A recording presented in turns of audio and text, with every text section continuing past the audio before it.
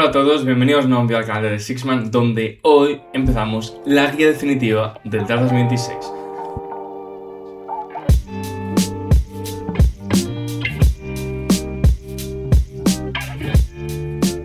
Bueno, pues como os comentaba, hoy empezamos con la guía del draft 2026. Pero antes de eso, daros una noticia muy importante, y es que, como ya sabéis, ¿vale? Vamos a estar en directo en la noche del draft aquí en el canal. Las noches del 23 y 24, es decir, la madrugada del 23 al 24 y del 24 al 25 para la segunda ronda. Como ya sabéis, en España me conectaré sobre la 1, en Latinoamérica tenéis suerte y hasta la mejor hora. Así que nada, espero que os veáis todos por allí, darle mucho cariño tanto al directo cuando llegue el momento como también a estos vídeos, que sabéis que estoy subiendo un vídeo al día, que además, para quien no lo sepa, me estoy estudiando 3 exámenes al mismo tiempo, lo cual no es fácil.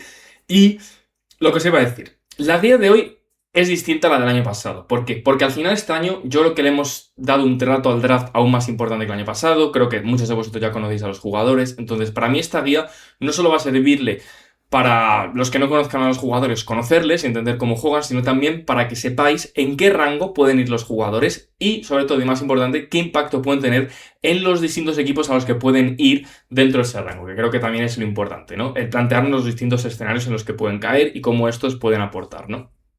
Con todo esto dicho, vamos a empezar hablando del último jugador del top 10. Y es que ya sabéis que vamos a ir de la manera inversa, vamos a ir en orden inverso. Vamos a empezar por el 10º peor base, por así decirlo, del draft, que es Bruce Thornton de Ohio State, que hay que decir que a mí es un jugador que me gusta bastante. En todas las guías vais a ver que el orden en el que los ordeno no es el orden en el que yo lo haría, ¿vale? Esto es un poco el orden estipulado, ya que ya sabéis que mi Big Board y mi mock draft final antes del draft los vais a tener este sábado y domingo al final de la semana.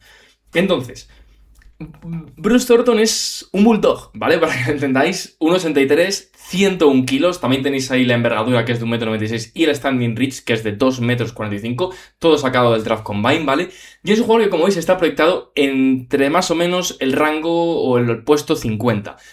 ¿Por qué luego vais a ver que abajo pongo yo el rango esperado? Es el rango donde yo creo que él razonablemente puede salir, esto ya bajo mi interpretación. Creo que, por ejemplo, su rango puede estar entre ese pick 39 de Houston, que creo que si busca un generador exterior, que es como lo que es él, que ahora vamos a analizarle como jugador, creo que podría encajar bastante bien dentro del equipo. Y como al final, pues bueno, creo que puede caer hasta el pick 60. Le pongo ahí porque no creo que es un jugador que vaya a ir undrafted, pero sí que pienso que por poder podría caer hasta el último pick del draft, que en este caso lo tienen los Washington Wizards. ¿Quién es Bruce Thornton, no? Bruce Thornton es un jugador que ha promediado este año en Ohio State 36,6 minutos, 19,9 puntos, o sea, prácticamente 20, con 5,1 rebotes, casi 4 asistencias, 1,2 robos, solo 1,3 pérdidas, tirando un 55% en tiros de campo, un 40% de 3 y un 83% en tiros libres. Esto al final también os va a servir para conocer otros jugadores de segunda ronda, que a lo mejor no conocéis todavía y que os animo a que hagáis los deberes, al igual que he hecho yo, porque son muy interesantes. Y Bruce Thornton es uno de ellos. Es un jugador que el juego defensivo que despliega, dinámico, consistente, pero al mismo tiempo agresivo, creo que le ha consolidado este año como uno de los mejores guards ofensivos de toda la universidad, porque al final combina esa anotación a 3 niveles, es un jugador que va a poder ser un poco ese prototipo microondas a la hora de entrar a la liga. Es verdad que tiene 22 años, no me iba a esperar de Bruce Thornton que sea Damian Lillard, pero sí que creo que puede ser un gran jugador del banquillo. ¿Por qué os lo digo?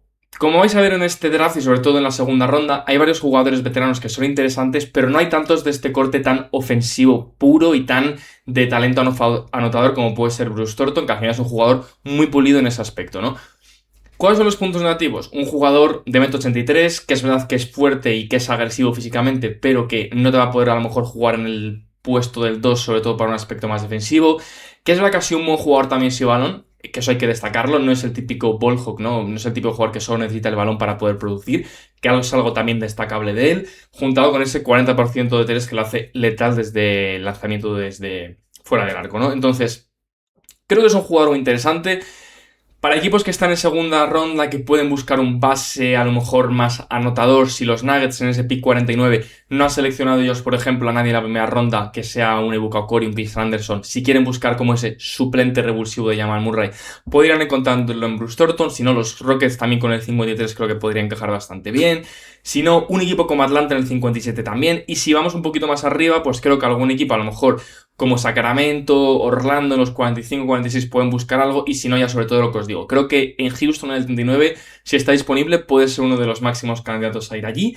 Y con todo esto dicho, pues nada, vamos a pasar al segundo jugador, que hay mucha tela que cortar en este vídeo. En segundo lugar, como veis en pantalla, tenemos a Jaden Bradley, ¿vale?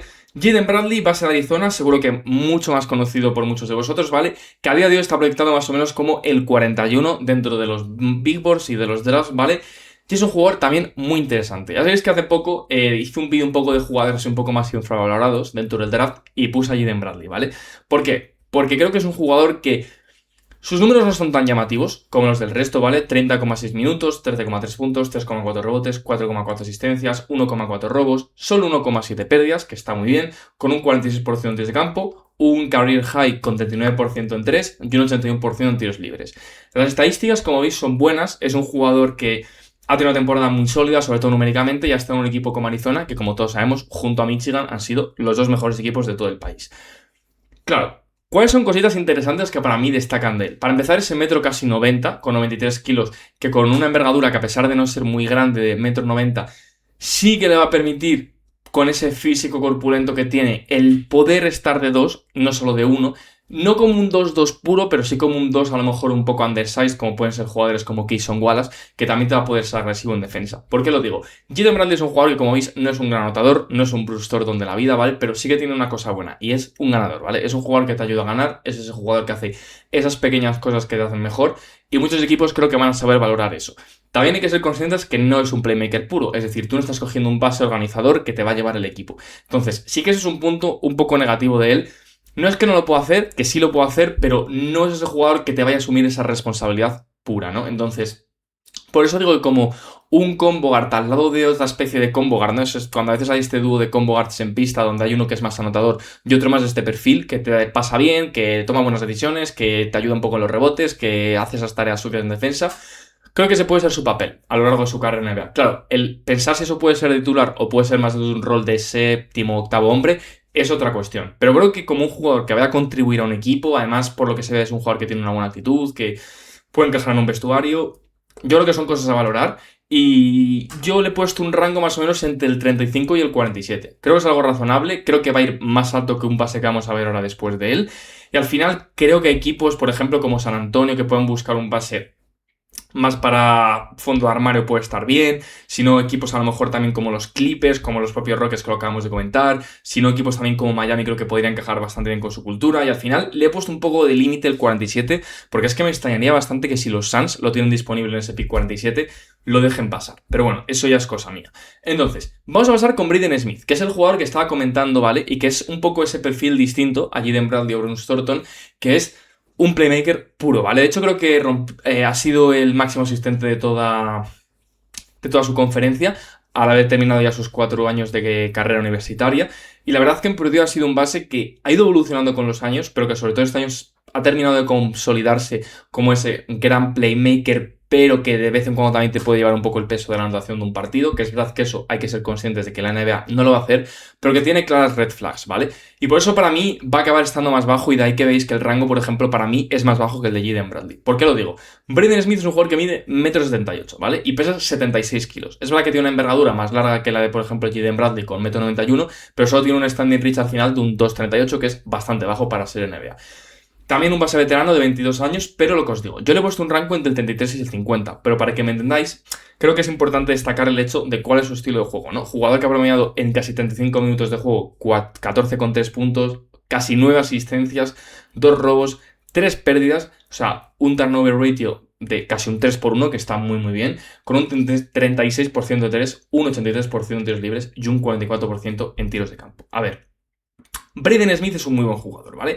Y es un tío que te va a ayudar a ganar porque es un playmaker y porque es un tío que va a buscar el beneficio de los compañeros y la mejoría de sus estadísticas y de su nivel. Entonces, en ese sentido es un jugador que te va a ayudar en términos del conjunto del equipo, ¿no? Pero sí que es verdad que va a ser una liability en defensa importante. Entonces, hay ciertos equipos que creo que podrían hacer apuestas por él al inicio de la segunda ronda si están buscando exclusivamente un playmaker. ¿Qué equipos son esos?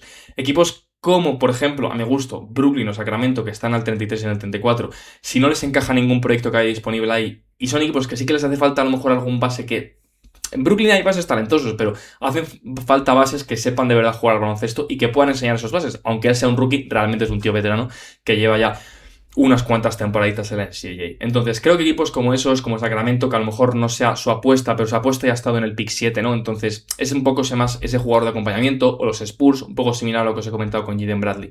Pero si no encaja en este tipo de perfiles que os estoy comentando, no me extrañaría que sea un jugador que caiga a unos Suns en los 47, que caiga a unos Raptors en el 50, a unos Wizards en el 51, a unos Rockets en el 53, o sea, creo que puede caer. Yo no creo que caiga tanto del pick 50, de que él haya puesto el límite, ¿no? Porque creo que es un jugador que, a pesar de la altura, sigue siendo de los más talentosos que hay en la segunda ronda y es un jugador que sabe jugar al baloncesto, que eso también es algo que hay que saber valorar, porque no te lo encuentras siempre. Entonces, tengo muy claro, la verdad, cuál va a ser su rango, porque es lo que os digo. Creo que puede ser tanto un jugador que puede encantar a muchos equipos como un jugador que puede desagradar mucho por el tema de la altura y el tema del físico. Entonces, bueno, yo le deseo lo mejor, evidentemente, pero la verdad que no lo tiene tan fácil. Pasamos al siguiente jugador y aquí damos un salto claro de nivel y nos metemos en la primera ronda, ya que, bueno, no lo he dicho, ¿vale? Pero ya lo digo ahora. La guía, tenéis que entender que voy a dar 10 jugadores para bases, escoltas, aleros, ala pivots y pivots. ¿Esto qué implica? Que hay muchos talentos este año en la zona de guards y muy poquitos en el ala. Entonces, lo que no quiero es dejarme gente fuera porque no merece la pena. Entonces, si veis que hay algunos bases que aquí no están, como por ejemplo Sergio de la Rea o algún que otro, estos van a estar en el vídeo de escoltas. Y cuando veis que en el vídeo de escoltas a lo mejor hay alguien que no le ha entrado, es probablemente porque le he tirado al vídeo de aleros para que así puedan rellenar un poquito los huecos que van sobrando en el hueco de aleros y así que no quedarme sin gente que claramente es mejor que otros aleros que tendría que meter a la fuerza en el vídeo de alas o inclusive de ala pivots, ¿no? Entonces, bueno, era por aclararlo básicamente, pero bueno, creo que lo iréis entendiendo con el transcurso de los vídeos. Llegamos a Christian Anderson, ¿vale? Christian Anderson, el alemán que ha jugado en Texas Tech esta temporada, segundo año, jugador de sophomore, que a mí es un jugador que me gusta mucho, ya lo sabéis, 1,85 m, 82 kilos, es verdad que las medidas no son las mejores, pero ha tenido una envergadura de casi 2 metros, ¿vale? Con un standing reach de 2,45 que demuestra esa versatilidad que sí que te puede dar con sus brazos largos como shotmaker. ¿Por qué digo esto? Porque es un jugador que le gusta ir mucho a sus spots y que al final esa envergadura sí que le permite poder tener cierta ventaja a sus rivales a pesar de no ser el jugador más alto del mundo. Y creo que eso es algo a valorar. Es verdad que sus números pueden estar un poco inflados para muchos de vosotros, y estoy de acuerdo. Ha jugado en Texas Tech, donde además era como un two-man dúo, ¿no? Entre él y JT Toppin. JT Toppin se ha lesionado, acabó jugando 38,4 minutos, 18,5 puntos, 3,6 rebotes, 7,4 asistencias. Es verdad que ha tenido 3,3 pérdidas, ha tirado muy buenos porcentajes, 47% de tiros de campo y 42% de 3. Entonces, por eso yo opino que hay que saber interpretar. ¿A qué me refiero con esto?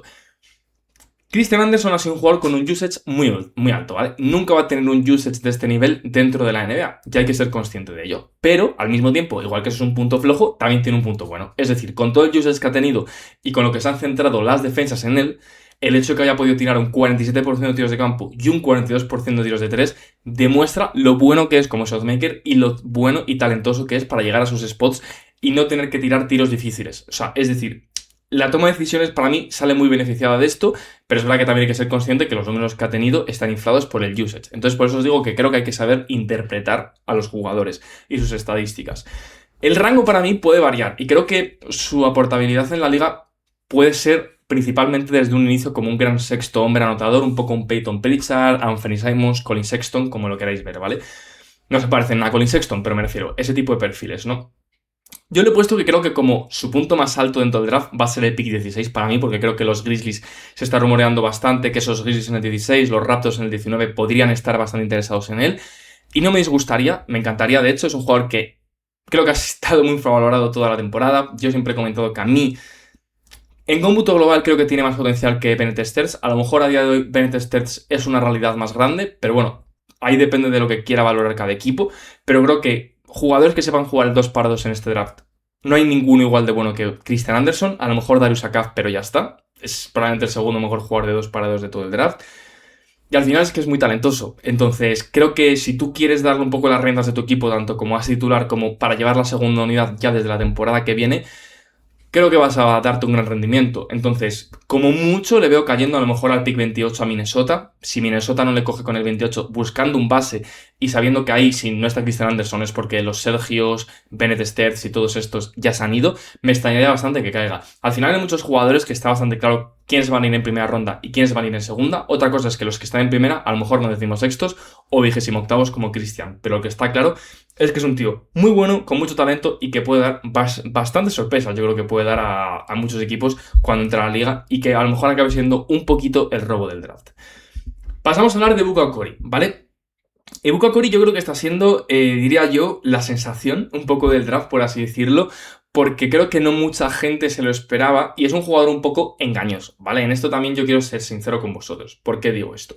A ver, Ebuka Okori es muy bueno. 1,86 m, 85 kilos, con una envergadura de 2,03 y un standing reach de casi 2,50 está muy bien, ¿vale? Sobre todo pensando un poco en lo que hemos visto, ¿no? Creo que ahí de la comparación sale bastante beneficiado. Es un freshman, ¿vale? Un jugador de primer año universitario. Está proyectado solo en el rango más o menos como el 20. Entonces, ¿por qué un tío que ha promediado 35 minutos, 23 puntos, 3,6 asistencias, 1,9 robos, 35% en tiros de 3? Nico, ¿por qué no está peleándose con los Darius Akaf, Michael Brown Jr.?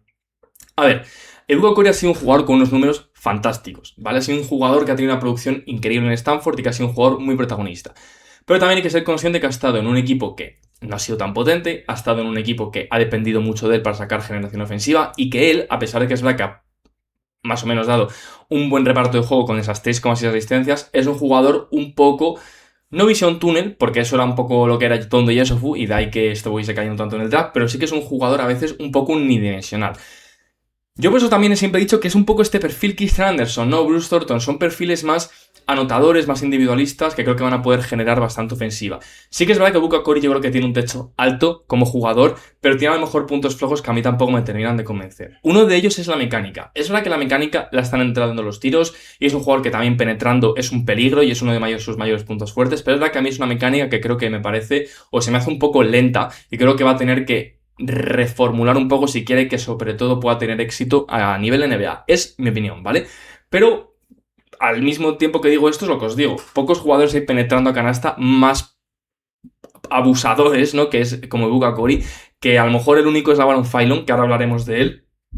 Y que es un jugador que por ende es versátil en ese sentido. Te va a dar anotación a 3 niveles, te va a ser un jugador que te va a poder pasar bien la pelota sin tener mucho miedo al respecto que tenga el balón en las manos, pero es verdad que es un jugador que no te va a ofrecer ese juego completo que querrías de un base, porque tampoco es que estemos hablando ni mucho menos de un defensor de élite. Entonces, equipos, de nuevo, como los Grizzlies, como los Bulls a lo mejor en el 15 que quieren hacer esas apuestas en ese rango, lo veo razonable. Sí que creo que como techo puede tener a los Heat en el 13, porque creo que los Heat si al final hacen un poco ese traspaso o por lo menos mueven a Hero y tal y quieren buscar un guard a pesar de haber drafteado a Kasparas, pueden ir a por él en el 13, que yo lo he leído y está rumoreándose. Pero también creo que puede caer, o sea, me parecería razonable que caiga Atlanta en el 23, que es un poco lo que le he puesto de límite. Aún así puede ser un chico que acabe yendo más alto y que le coja a Dallas en el 9, puede ser. Y también puede ser un jugador que siga cayendo más y acabe en los Nuggets en el 26, ¿vale? Es complicado lo que os digo porque creo que hay equipos que se van a querer calentar con Ebuka Okori, pero hay que ver si no hay otro jugador que les guste más y al final no lo acaban cogiendo.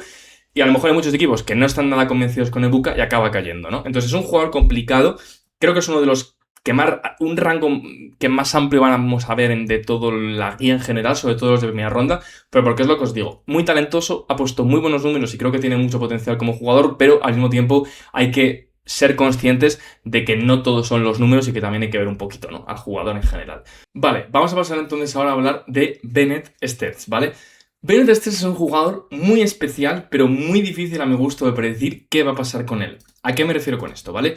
Bennett Sterz es un jugador que ha tenido una temporada brillante esta temporada en Iowa y que venía de un entorno, una situación por lo menos complicada. Venía a estar jugando en Drake, se trasladaba a Iowa, iba a tener bastante responsabilidad, al mismo tiempo tenía mucha presión por parte de los scouts por ver cómo rendía ahora en un entorno y en una universidad más exigente. Y la realidad es que ha hecho una temporada increíble. Ha jugado casi 38 minutos por partido, que es prácticamente el partido completo. Ha hecho casi 20 puntos, con 2,6 rebotes, 4,4 asistencias, 1,4 robos, 1,8 pérdidas y un 36% en tiros de 3. ¿Por qué me parece que es un poco un jugador complicado? Porque es lo que os digo, creo que para alguien que no ha visto sus partidos es complicado de analizar, ¿vale? Porque al final los números son muy llamativos, es un jugador de 22 años que tiene buenas medidas, 1,90 m, 85 kilos, o sea, en ese sentido, bien, ¿vale? Pero sí que es verdad que tiene alguna cuestión complicada. ¿A qué me refiero con eso? Ha promediado muchos puntos, ¿vale? ¿Por qué ha promediado muchos puntos? Porque ha sido un jugador que tenía mucha exigencia de llevar el peso ofensivo del equipo en Iowa, ya que es que no había nadie más que pudiese generar ofensiva dentro del equipo. Entonces, siempre ha estado muy defendido por las defensas rivales. Esto le ha hecho que, aunque sus números a lo mejor no hayan sido tan buenos, que es algo que, por ejemplo, sí que Christian Anderson ha hecho en el aspecto de la eficiencia, sí que ha promediado muchos puntos. Pero esto le ha hecho perder un poco su faceta de playmaker. ¿A qué me refiero con esto? Creo que Bennett Stertz, su perfil como prospecto NBA, hay que analizarlo como un base más completo, no tan anotador y un poco más generador de juego, un jugador que también va a saber que tiene muy buenas lecturas, sobre todo a campo abierto en contraataque, tiene una muy buena toma de decisiones, pero, ¿qué es lo que os digo? Es verdad que esto no representa tanto sus estadísticas. Por eso digo que creo que hay que también saber analizar estas cuestiones y que al final, para mí, sí que es verdad que puede ir, por ejemplo, a un destino como Memphis y tal, en el 16º puesto, pero creo que los equipos que están ahí no van a buscar tanto ese tipo de perfiles. Y al final es un jugador que creo que va a caer un poquito en el draft. Sí que está sonando bastante Toronto en el 19, Detroit en el 21, pero no me extrañaría que acabe cayendo y le pueda caer inclusive tanto a Denver en el 26 o Boston en el 27, que me extrañaría mucho que le deje caer. Entonces nada, eso es un poco... Son mis percepciones de él, que sé que es un jugador que a mucha gente le gustará y a otros no les gustará nada, pero bueno, es un poco de estos que son un poco más polarizantes, ¿no? Luego tenemos a LaVaron Phyllon, y aquí entramos ya en la creme de la creme, ¿vale? Y tenemos un jugador que para mí es el gran infravalorado del draft, el gran maltratado mediáticamente, y es LaVaron, ¿vale? A ver, es un tío que por talento es uno de los 10 mejores jugadores de este draft, ¿vale? Y eso es innegable, es a día de hoy uno de los 4 o 5 mejores, o de los 3, es que no sé, es uno de los 3 mejores motores ofensivos que hay a día de hoy de todo este draft para poder llevarte todo el ataque de un equipo, porque es lo que está haciendo este año en Alabama, y lo está haciendo de una manera espectacular. O sea, 31 minutos, pensadlo, 31 minutos con los 38 de Stertz y ha promediado 22 puntos con un 50-40-80, que es una locura en cuanto a porcentajes, con 5 asistencias, con un 2,5 perdidas, o sea, un 2 por 1 en turnover ratio, que está bastante bien, sobre todo para la presión que ha tenido él con balón. Y luego, al final, sí que es verdad que mucha gente me encaja, ¿no? Que en un mock draft le acabe cayendo, pero por el hecho de que hay tantos guards delante suyo, que los equipos que quieren guards van a acabar cogiendo a otros antes que él. Pero eso, ¿vale? No implica que él no sea de los mejores de este draft. Una cosa es que él acabe cayendo en un mock draft porque otros equipos prefieran a otros guards y tengan la mala suerte de que todos los que hay delante suyos también son bases o escoltas. Pero eso no implica que él como jugador en cómputo global sea el 18º o el 19º de este draft. Para mí es uno de los 10 mejores y creo que lo ha demostrado. Entonces, yo sí que creo que hay equipos como Atlanta, sobre todo Dallas en el 9, que está demostrando mucho interés por LaVaron, y yo si Dallas coja a LaVaron en el 9 me encanta, pero es verdad que estoy viéndole caer en mock drafts inclusive a Atlanta en el 23 o tal. A ver, yo creo que es una locura, o sea, yo no quiero admitirlo, entonces no... Me parece una locura, es que no me parece posible porque creo que, vale, puede estar por delante de los Braden Barris, Michael Brown Jr. y tal, pero no me parece que pueda estar detrás de los Bennett Stertz o Christian Anderson, me parecería una locura. Y al final, yo creo que su fondo puede ser Memphis y como mucho Toronto en el 19, pero vamos, que me extrañaría una locura que caiga Toronto y por eso ni lo he querido considerar en el rango esperado. Es verdad que sus medidas no han sido las mejores porque es verdad que mide 1,90 m, tiene una envergadura de unos 2 metros, pero pesa solo 80 kilos. Pero creo que al final la gente está siendo también un poquito injusto con él. Jugador que, lo que os digo, uno de los grandes penetradores de este draft, muy buen finalizador con contacto, que el año pasado jugando al lado de Mark Sears también demostró que puede ser un poco más ese jugador de rol que te puedes esforzar en defensa, que puede ser intenso, que puede ser agresivo, que puede ser un poco más un jugador sin balón. Entonces creo que la gente no sé por qué solo se está olvidando de eso por completo y solo está analizando su temporada por lo puramente que ha demostrado este año. Entonces, lo que os digo, creo que es un jugador muy bueno, que va a callar muchas bocas, que creo que es lo típico que le cogerá algún equipo y la primera semana será el mejor jugador del draft, el segundo mejor y todo el mundo estará en plan menudo robo han hecho los Grizzlies por coger a LaVaron en el 16. Lo más probable es que sea ese estilo. A mí es un poco el Cedric Howard del año pasado, jugador que a lo mejor es un pelín más veterano, pero que es lo que os digo siempre, que en verdad solo tiene un año más que el resto, que es un sophomore, que tampoco es que tenga 22 años. y que va a lo tapado, que ha sido muy productivo, pero que la gente no sé por qué tampoco confía tanto en él y que en verdad es un bicharraco, ¿no? Pues para mí eso es un poco la Baron Philon, para que lo entendáis, que creo que puede acabar dando un poquito la sorpresa en el draft. Y luego llegamos un poco ya a los cocos, ¿no? A los 4 bases supuestamente que van a ir en el top 10, aunque yo creo que Kingston Flemings es candidato a caer. Y es un jugador que ha tenido una brillante temporada en Houston, ha promediado 32 minutos, 16,1 puntos, 4,1 rebotes, 5,2 asistencias, 1,5 robos y 1,8 pérdidas, tirando unos muy eficientes 48, 39 y 84, pero que es verdad que ha visto su eficiencia de crecer con el transcurso de la temporada tras irse enfrentando sobre todo en los partidos de conferencia a rivales más complejos. Aún así hay que admitir que Kingston Flemings creo que a veces se le infravalora como anotador. Eso no quita que yo piense también que no está en un talento anotador equiparable inclusive a la Baron Philon, pero sobre todo también a jugadores como Michael Brown Jr., Keaton Wagler, Darius Akaf, pero sí que es verdad que no hay que infravalorarle, porque ha tenido partidos de 40 y 50 puntos esta temporada, y contra rivales complejos. También es un jugador que como Bennett Stearns ha tenido una mala suerte, bueno, es la buena de jugar en Houston, pero la mala de estar en un equipo donde toda la carga ofensiva se iba a sus espaldas, entonces en ese sentido ha estado bastante exigido, y por ende creo que es bastante destacable el hecho de la buena elección de tiros que ha demostrado a lo largo de toda la temporada, sin querer esforzar en exceso al hecho de saber que, oye, como soy el único que tiene talento aquí ofensivamente hablando, voy a tirarme 35 tiros, aunque tire un 15%. Y no, ha estado esforzándose en tener una buena eficiencia, independientemente de que el equipo le necesitase más. Eso se puede mirar por el hecho de que no tenía la capacidad ni el talento para poder tirarse 20 tiros por partido, o tenía la capacidad cerebral como para poder decidir bien. Nunca lo sabremos, ¿vale? Por eso me encantaría poder a mí entrevistar a este tipo de jugadores y no puedo, pero la realidad es que es un jugador que creo que si un equipo destapa un poco esa duda, ¿no? Y ve que es un jugador que se ha conmedido por el bien del equipo, pero que al mismo tiempo tiene la capacidad técnica y el talento para poder tirarse 25 tiros, entonces puede que estamos hablando de uno de los mejores 5 jugadores de este draft. Pero es algo que a día de hoy yo no visualizo tanto, que sí que creo que es un jugador con una gran toma de decisiones, tanto en los pases como en la defensa, que es un buen defensor, es un defensor agresivo, pero que es verdad que las medidas no lo han favorecido, ya que se esperaba que fuese a medir más como 1,95 m y acabó midiendo 1,89 m, y oye, eso hay que tenerlo en cuenta. Entonces nada, jugador muy interesante que creo que a muchos equipos les va a llamar la atención y que al final para mí, como mucho, puede ir sexto, porque yo creo que quinto no va a ir ni de broma. A partir de Brooklyn creo que puede ir perfectamente, incluyendo a Brooklyn, y que creo que como mucho puede caer hasta el 16º, porque creo que Memphis no lo dejaría pasar, aunque ya me extrañaría bastante que equipos como Chicago o Miami o Bucks incluso le dejen pasar. Pero bueno, eso es otra cosa aparte.